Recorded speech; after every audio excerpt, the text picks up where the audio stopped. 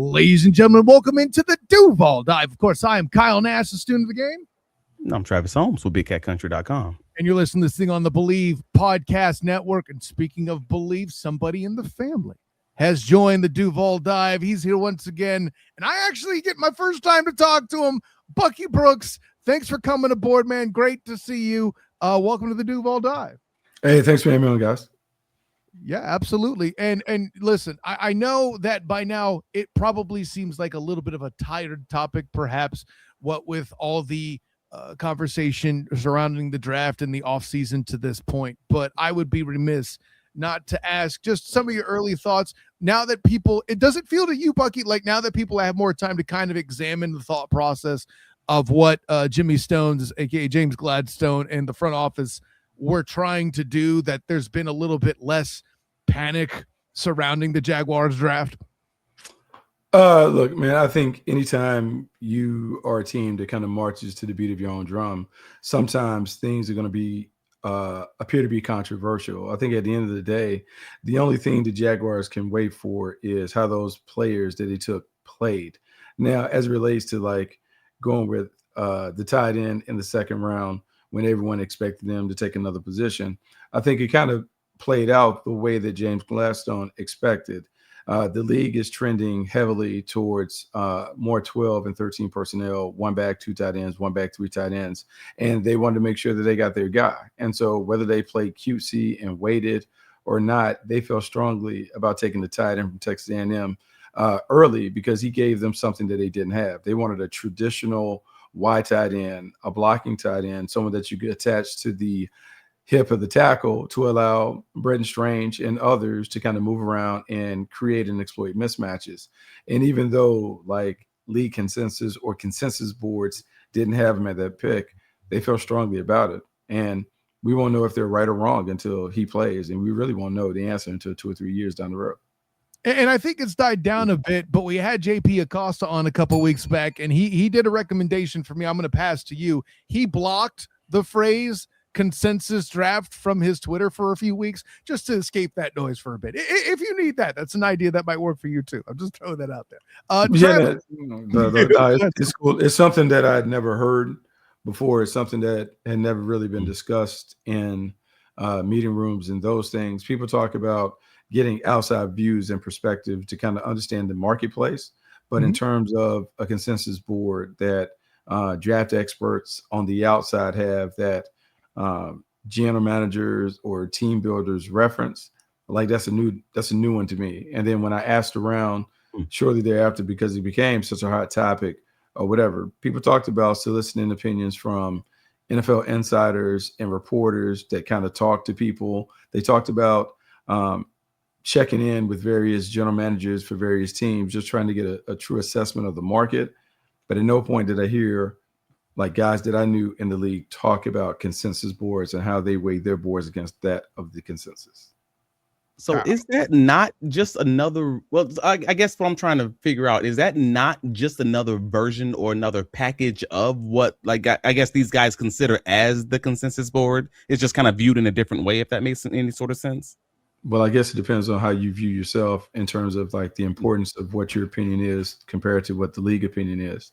Like if you're saying that, hey, we, a group of draft experts on our side, our opinion weighs more than those that are on the inside, then I guess you can say that you're a consensus. But if the league observers don't necessarily see that as the traditional board, it wouldn't matter. But I would say this, having worked for a couple of different teams, having played for 5 different teams, having talked to people along the way on those teams, everyone has always told me along the way that draft boards are like snowflakes and that every individual team would have a different board based on what their priorities are, what their core factors or core values for the kind of players that they like are. And so it is nearly impossible to have a consensus because the consensus doesn't work for your individual team.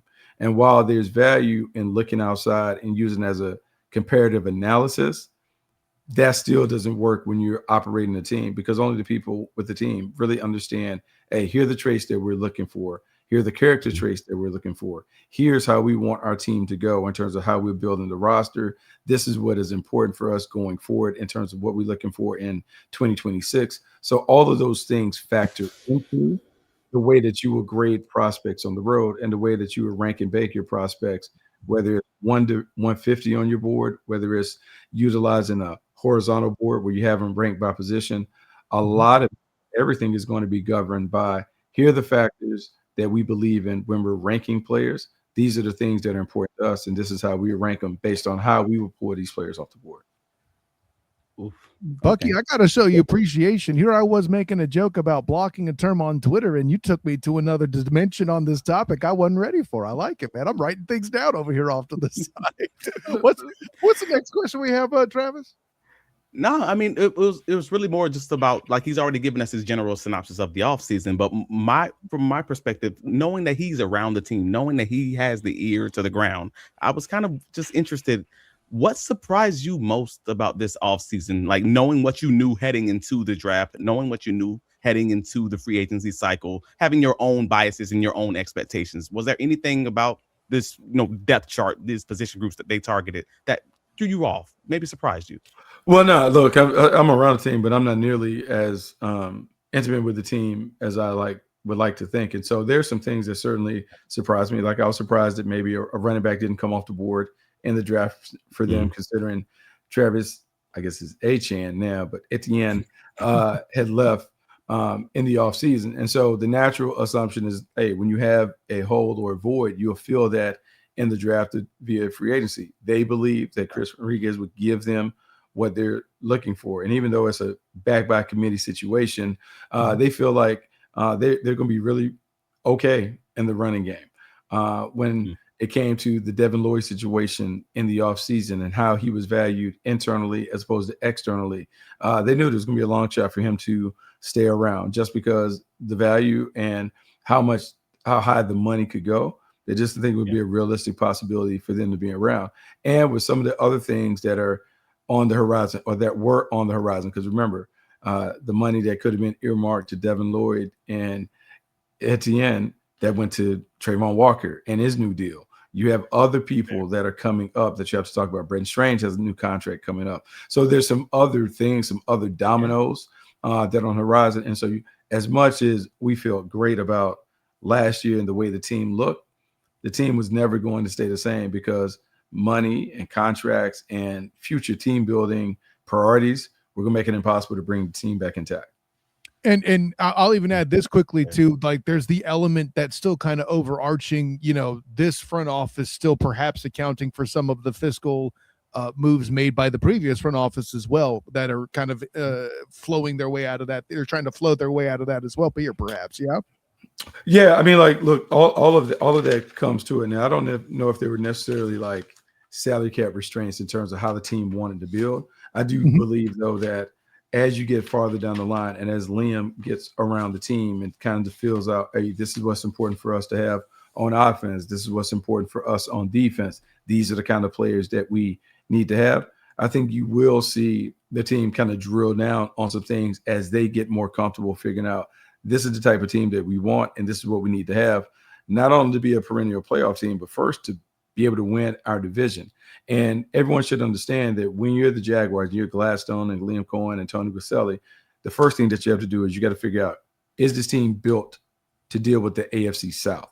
When you look around the division and you look at how the Houston Texans are constructed, very physical, dominant in the trenches on offensive and the defensive lines, dynamic to a degree in the back end, particularly on defense in the secondary.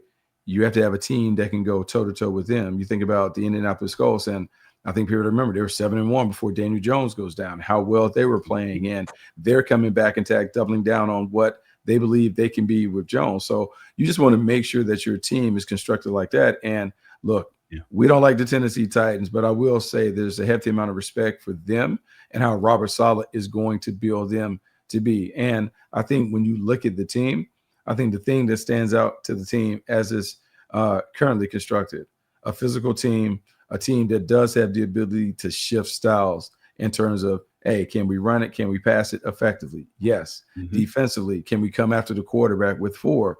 Yes, but you still want to get better in that regard. Can we pressure and maybe play some man-to-man if we have to? You probably feel a little bit better about that than you did before. And then can you continue to turn the ball over to the degree that they turned it over last year? You certainly are optimistic that with the pieces that you have in place, the defense, the offense, and the special teams can play at a notch higher against a schedule that is far more difficult than the one that we faced last year. Because the rest of the team around the Jags in the division have gotten better. Clearly, yeah, I know I hear that. Right. And, well, go ahead, Travis. If you got something. Oh, no. I mean, he mentioned the physicality of the team and the physicality of the division. I thought the Jaguars, yeah.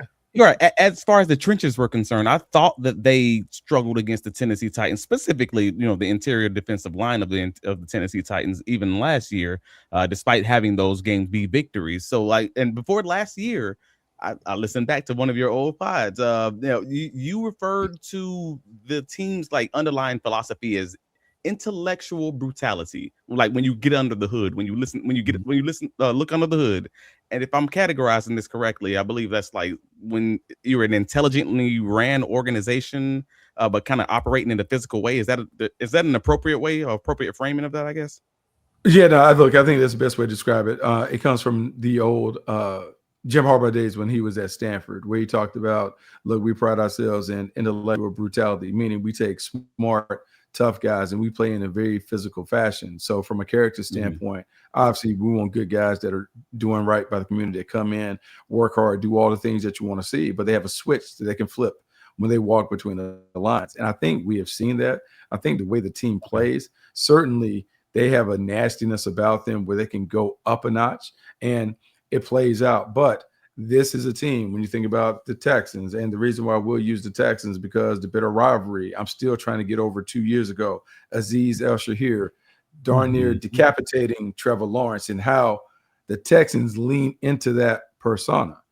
And for the Jaguars to deal with a team like that, and I'm going to say some of the other teams on this schedule this year, like the Pittsburgh Steelers, the Baltimore Ravens, the New York Giants are going to have some of that. This team has to be able to stand up and go toe-to-toe with those guys and not blink or flinch when those games kind of toe the line when it comes to the edginess of it. This team certainly has that. And you've heard Liam Coen reference, we got to find our edge. We got to find our edge. And they believe their edge is their toughness, their physicality, the way they wear people down. It's a little odd maybe to hear an offensive-minded head coach think like that. But if you go back and you look at the DNA of the franchise, whenever the Jaguars have been good, premier teams in the league, it's because they operated and played with a physicality and a tone that's not over the line, but it's certainly to the line, where they meet people and make them play in a backyard bully fashion. It's not a pure correlation to that they're only a Hall of Famer at this point is in fact one of those linemen that you mentioned, Bucky. I can't help but notice that that's in play here as well. But yeah, and with this, go ahead, Travis. No. I mean, you already hit it on the head. At the end of the day, they drafted Pregnon at guard, Brokature at tight, and Coleshill at tight end. You got Chris Rodriguez in free agency. That's more of a downhill presence. So overall, I think I would agree with him. They are leaning into that physical presence more in this draft class, from my opinion, at least, even than the last draft class, which I thought that was more based around the skill position players in a lot of the spots.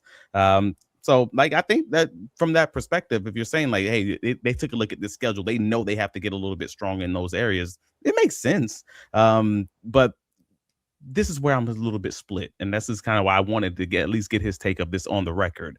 Because, there's a strong argument to be made that Jacksonville both took a step back at running back while, potentially improving or standing pat at offensive line, depending on how, Pregnon learns the playbook, how quickly Cole Van Lanner returns from injury, and all that combined, that just kind of leaves a lot of questions on if they truly got more brutal and or more physical this offseason. And I'm just kind of curious about this take of where this is going to land at the end of the day. Okay, so the way that I look at it is Brokature and Pregnon are two guys that are physical guys at the point of attack. And when you think about the run game and how they want to play, the Jags would love to be more of a physical downhill team that could slap you around and impose their will. Still, too often there were times on 3rd and short, 4th and short, where they wanted to run the football and kind of impose their will. they were unable to do so. Well, the only way that you can do it is not only from a philosophy, hey, we're going to attack this is how we're going to do. Sometimes you got to change the personnel. And when you look at what they want to do, because remember, Bretton Strange started at tight end. He continues to be a big part of the tight end, but hey, he's at his best probably being a pass catching tight end who also has some run blocking duties. But if you're able to put two tight ends on the field, Berkature and Strange, well, now that changes the equation a little bit, because now you're in 12 personnel, one guy that we noted to be a run block in Berkature, another guy who can block, but on the backside, it changes the tenor. And Pregnon, the thing is, the draft class probably wouldn't be controversial if I told you, hey, we're going to take Emmanuel Pregnon in the second round and Berkature in the third round. We probably wouldn't have the complaints because Pregnon was a known commodity during the process. People had talked about him. People had even talked about him being a borderline first-round pick. So you have a player like that you can insert at guard. Who does he replace? Where does he play? Like, that's to be determined. But I think you're probably looking at someone who can go in at right guard, who can move people around, create a little physicality at the point of attack. And now I know it's uncertain when it comes to the running game, but a lot of times we've heard this around the league. The O-line has a bigger impact on the running back than the running back might have on the O-line, unless you have one of those special ones. I love Travis Etienne. I think Travis Etienne was terrific for the Jaguars based on what he did. And there were times that people made the comparisons numbers-wise to what he did with Christian McCaffrey.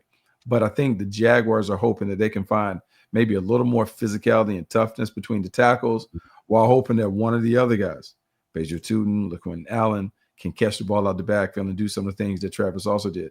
Big hole to fill, not one that I can confidently say has been filled, but where they're hoping that three guys can handle some of the things that Travis was able to do by himself. Okay. I appreciate you giving me that your high level viewpoint of where that kind of is and where that could go at least. I'm still kind of borderline on this. I'm in the dark, but I'm ready and just waiting to see what happens on the field with this as far as the W's and L's. But to that point, I do have those kind of similar concerns. And look, you're not wrong. Like, none of us know what this looked like. Like, I mean, there is this world where we live in when none of us know, because right now we're in the fun season. Like, the fun season's OTAs and mini camps. The schedule just came out. We all can go through the schedule and count the quote unquote W's that are on the horizon.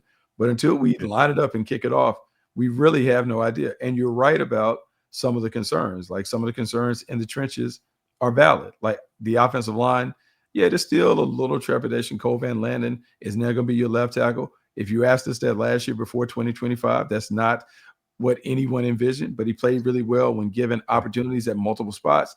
And so right now you have him penciled in. Was it left tackle or right tackle? He's going to be in the lineup. Anton Harrison played better. Ezra Cleveland has picked up. Like, we got to see what that interior three, Walker Little, what does that mean? So there's still questions that have to play out on the grass, but you're hopeful that they have enough people, enough pieces to kind of reshuffle the deck to put the best five out there to be able to effectively run the ball, but more importantly, protect number 16.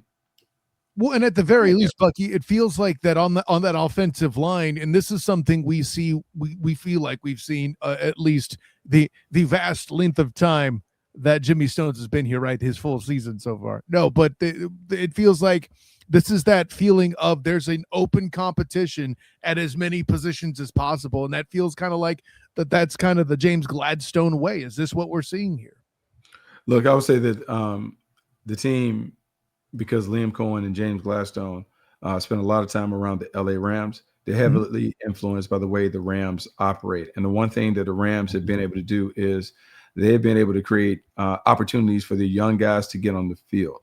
And when they talk about having competition, sometimes people talk about that, but there's no path to get those players onto the field.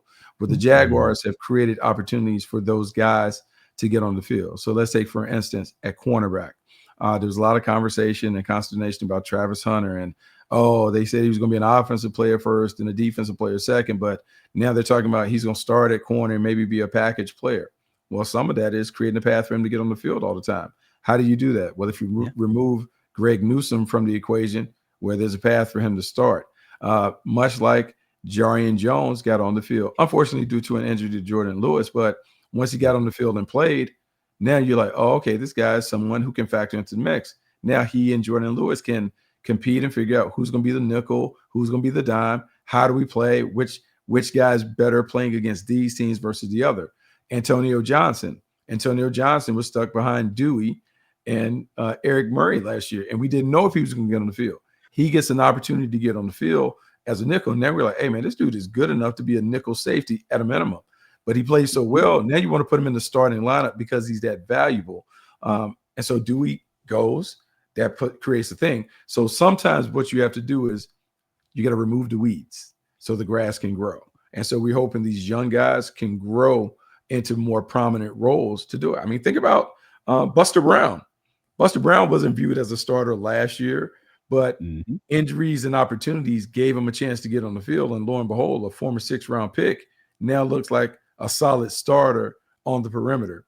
By creating opportunities and being willing to play the best players, James Gladstone and Liam Coen are kind of living up to best guys play. We're going to have competition, and the best player wins. Yeah, we're going to see how it plays out. And I was going to mention Monteric if you didn't, but with all this talk of the secondary, I got to let UCF cornerback Travis ask this next question. I mean, he's already hit on the fact that this secondary is obviously much improved, just going into the season versus what we knew we had in the barn, in the house, in the shed, going into the 2025 offseason. So like, it's obviously a clear strength what that cornerback room and what this safety room kind of looks like. But I'm more curious about the scheme side of things. You're a DB guy. So like, anytime I get a DB guy on here, or a secondary guy on here, I'm going to have to ask a few of the details, one of those kind of questions. Do you see the improvement on the back end, like resulting in any major shifts in how Campanile chooses to like deploy these guys? Because like personnel wise, they have way more options now. Yeah, they have way more options, but I think the way that we saw them play is the way that they want to play going forward. Not necessarily that they can't play man to man, but I think as you're seeing in this league is about taking away the explosives. And the common phrase that is always uttered around the sideline when I'm there on game day, hey, nothing cheap, nothing deep. So don't give up the cheap plays. Don't let the ball fly over the top like we saw years previous where the ball was just going over top of the defense and big plays and it's bombs away. The Jaguars want to operate where people have to legitimately drive the ball down the length of the field without big plays being a part of the equation. If they can do that, they feel like over time the odds are in their favor that they'll create a takeaway, a turnover. So I expect them to continue to be a see-ball, get-ball defense, a defense that plays a little vision and break, plays zone, keeps it in front, and they look for their interceptions off tips and overthrows. But in critical moments, when it's those short yardage situations, 3rd and 3 or less, you got to lock up. You got to be able to put your hands on wide receivers on the outside. They do appear to have more personnel that can do that. And to that point, yeah, they played so much zone in last season, and they didn't often line up guys in those press alignments, whether they're still playing zone or not. A lot of the times it was just the free releases and things of that nature that kind of resulted in some rougher outcomes, especially late in games. Like if you're looking at the Cincinnati game, even the Kansas City game, where they kind of had to do a lot of the heavy lifting towards the end there. On the offensive side of the ball, because at that point it just became a boat race from both teams. The last Colts game, when you got Phillip Rivers, Uncle Phil, out there, just he's throwing those ducks, but they rode down the field and had some opportunities there. I'm just looking at all of that combined and just saying, all right, cool. They do need some of those key situations, some of those third down, some of those obvious passing situations where they can get guys in those receivers' faces. So I was just wondering, all right, that's a big part of it. Like, look, in a perfect world, they do want to make sure that, look, big play elimination is the top priority. Turnovers would be like right behind that. But there are times where you have to be able to kind of go and lock up and make things happen. And as the league continues to evolve, because that was a big part of what everyone is doing, right? Vic Fangio has everyone playing 2 high safeties, keeping everything in front, playing with light boxes and trying to manipulate the numbers in different ways. This isn't what this defense is in terms of the Vic Fangio scheme, but they certainly aren't trying to give up big plays. Now, complementary football means that your defense has to match what your offense is doing. Meaning if your offense is high powered, then your defense can be a little more bend but don't break. If your offense is struggling and they're scuffling to get points, well, now you have to be more aggressive on defense to produce scoring opportunities to help that unit that is not up to par. And because the Jaguars probably feel like their offense should be a top 10, top 5 offense, well, now it's about, hey, the opponent is chasing points. We need to rush the passer. We need to keep the ball in front, and we need to be able to pick off these passes on tips and overthrows when we get a chance. Right. If the offense doesn't play like that, it may shift the level of aggressiveness that Anthony Campanile has to utilize to get this team and this defense up and going. Okay. Yeah, he got my DB question. I've scratched that itch. I'm good. Let's round it about there too on the defensive side. So you mentioned rushing the passer. Ororo comes to mind. I know there was some chatter. I don't want to call it speculation. At the end of the day, at least my opinion is I say to the Duval divers all the time, Bucky, that it may not be your favorite player or move, but that doesn't mean it's not an upgrade. I feel like Ororo is at least an upgrade over Mason Smith. I don't know where you stand on that, but is he that element that you're hoping to kick the pass rush over in the middle? Because obviously the outside, that's where they're putting a lot of the money. Did they do enough in the middle with Ororo and other moves they made at a defensive tackle spot? Look, I think what they're trying to do is they're trying to get more out of whoever that body was. They weren't getting enough out of Mason Smith ultimately. And so we can call it what it is. It was a bit of a disappointment for a second-round pick to not be able to deliver the kind of results that they needed. Look, I mean, they had Eric Armstead inside, but there's probably a world they lived in where they thought that, hey, man, Mason Smith would be able to climb up here, be a starter, be a valuable contributor.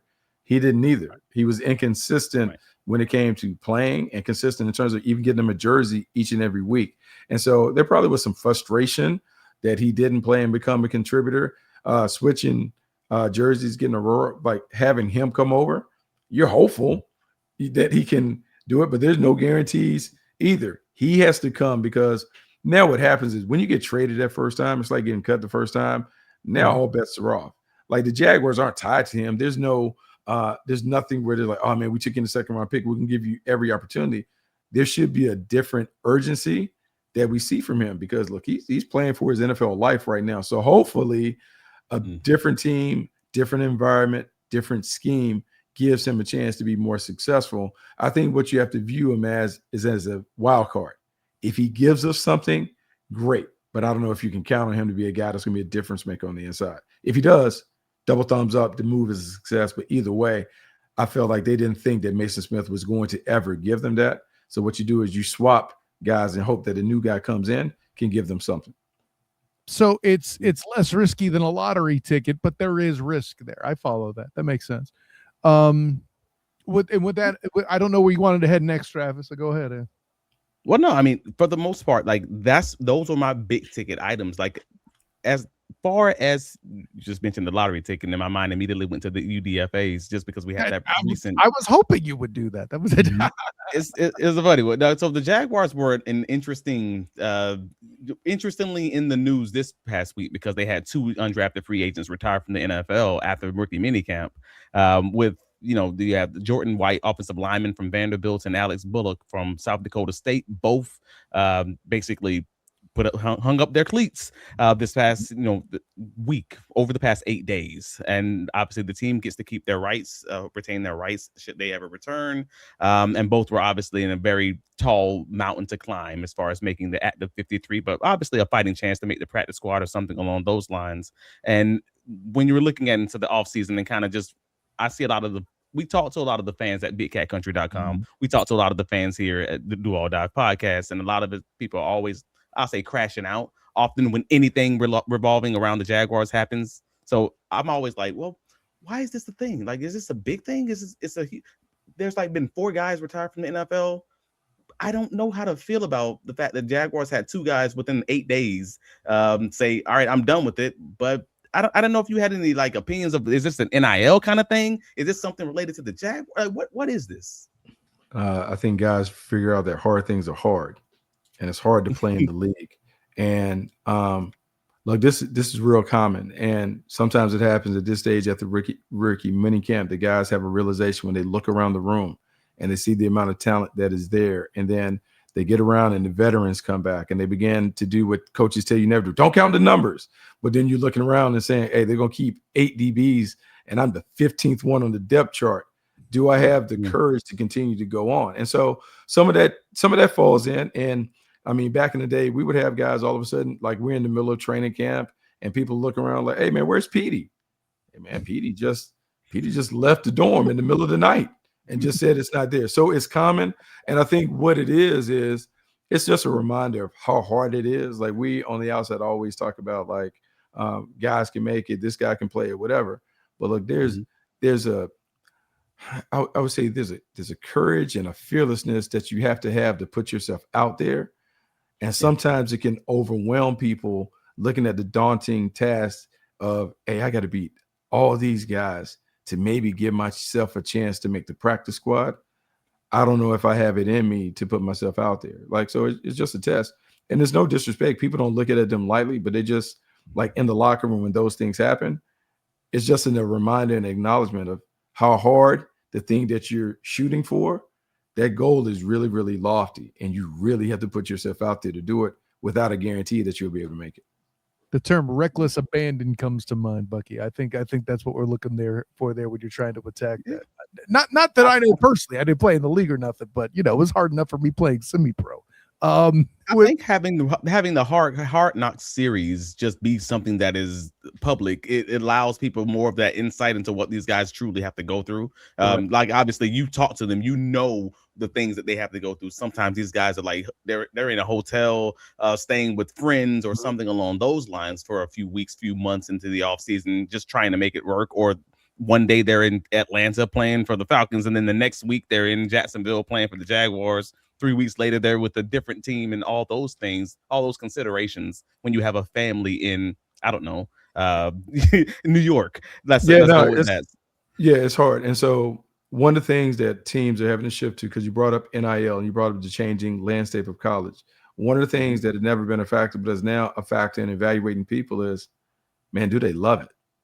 The game is so hard that you really, really have to love it to continue on. Like you have to have an obsession with the game, an obsession in terms of being a competition junkie to stay in it. Because what you talk about, man, the long days, the hard hours, the work that goes into it, you really have to love it these days. And it's one of the reasons why you're seeing people willingly play shorter, because they're like, man, I'm good. Like the money is so good that now you have to make these decisions and determination. Hey, if I can play 6 years, I'm good. We're seeing more guys walk away now than ever on these shorter terms.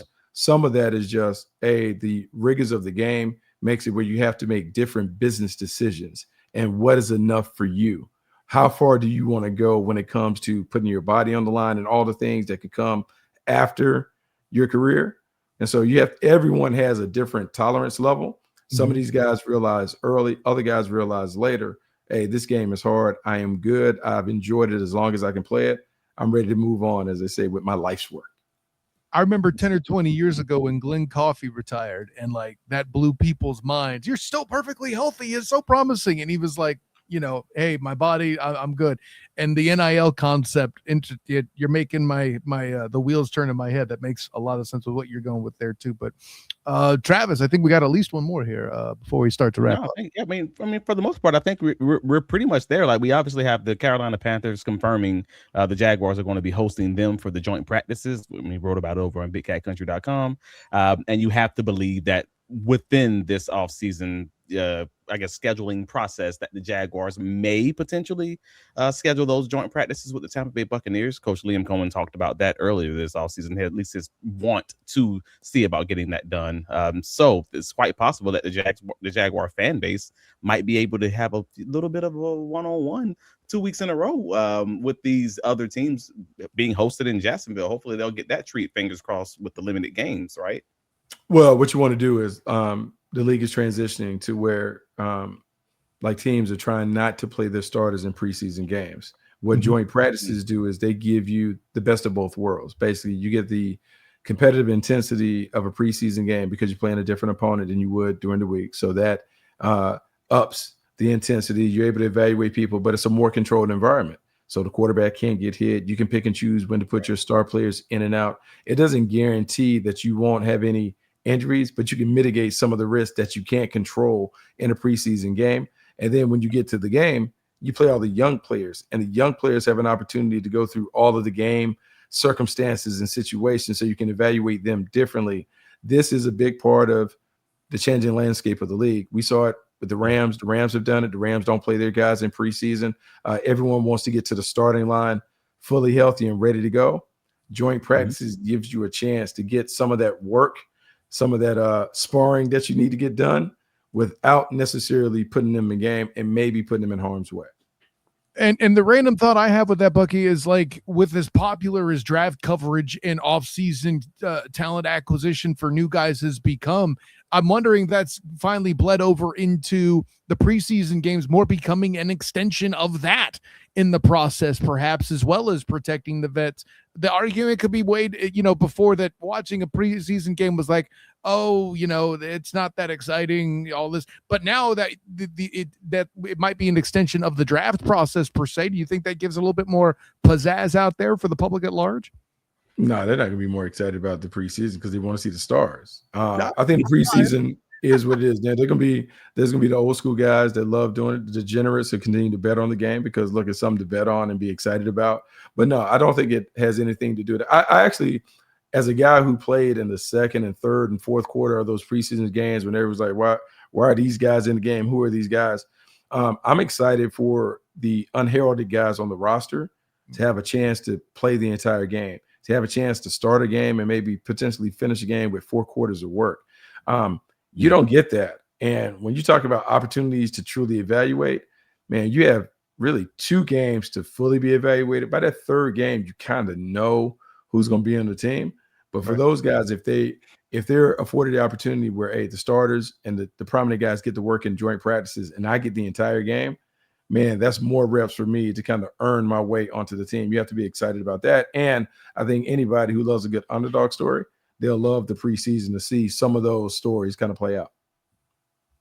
Well, yeah, and it's been interesting these last few years. I think, for me at least, I'll say the last 2 years where I feel like the fan base of most fan bases, and again, I primarily pay attention to the Houston Texans, Jacksonville Jaguars, and the Colts a little bit, like generally not the Titans because I wouldn't put myself through that. But overall, like it's truly the AFC South teams, and all fan bases seem to just always overvalue, I'll say, their players over other players. Like if you think that there's a chance that you have a guy who's borderline, who's going to be competing in that preseason game, that third preseason game for that last, final 5 spots on the roster. And you think, well, no, he's going to get picked up if we put him on waivers. There's no way he's going to go through waivers. And then almost all of them end up being available for the practice squad because I think it feels like every team kind of loves the people that they originally scouted, that they originally brought in. And that's kind of been my opinion of it. But I'm wondering if you have any views on that or any takes on that as far as that's concerned. Well, yeah, you do have natural love affair for the guys that you sign because if you sign them as undrafted free agents, there was something about them that led you to believe they had a realistic chance of being a player in this league. And the way that practice squads are now, we have 53 guys and 16 guys on the practice squad. You go in knowing, hey, these dudes are vying for practice squad spots. And so it's a bit of a Hunger Games mentality when it comes to those guys. You're always looking around the league to see if there's some guys that slip through the cracks, 2 or 3 guys that you can kind of churn the bottom of the roster with. But yeah, ideally, you like those guys who've been with the team throughout training camp to kind of be around. Because here's what we understand. As much as we get excited about the starters and all that early part of the year, when we get to the late part of the year, some of these guys that are playing in preseason, some of these guys that were on practice squad, they have now been thrust into prominent roles due to injury and other situations. So those guys have to be able to play. So if it's in your best interest that those guys that were around OTAs in the offseason and training camp that begin to know the system and the scheme, it's in your best interest to keep those guys around because at least the transition when it happens in terms of changing the depth charts due to injury, they have a better opportunity to know what they're doing and to jump in and be viable contributors as opposed to somebody off the street. I mean, most recently, you're looking at what? Austin Trammell. You're looking at Quentin Morris last season. Those are 2 guys who spent time on the practice squad that played significant snaps for the Jaguars. So, yeah, I definitely agree that you're going to have those guys who are your depth starters who you didn't think going into the season had a chance to be someone that can be a key contributor, and they can absolutely have to stand up in that right moment. So I'm with you there. Parker Washington was that guy at one point in the past too, right? And now he's become, to quote Travis Etienne, Parker there somewhere, I got you. You mean depth, not necessarily practice squad, though, right? Correct. Yeah, exactly. I got you.